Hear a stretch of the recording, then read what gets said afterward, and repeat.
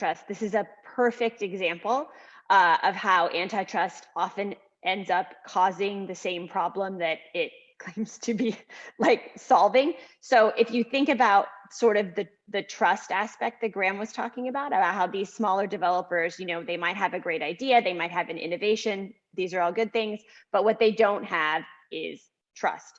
But they can piggyback on the Apple App Store and get that, right? As a consumer, I know that they've checked those boxes, and that's a lowering of a barrier to entry, right? If antitrust is supposed to be worried about, oh, these big behemoths, they're too big, nobody can catch up, nobody can out innovate them.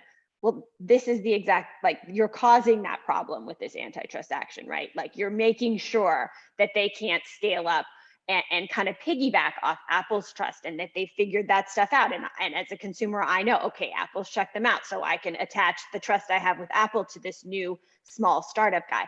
And that same argument goes for the distribution, the name recognition, all of those things. So if the larger pro antitrust action powers that be are concerned about barriers to entry, I think this is an excellent example of how antitrust action can be erecting those barriers to entry, not tearing them down. And I think that is a really important point to make.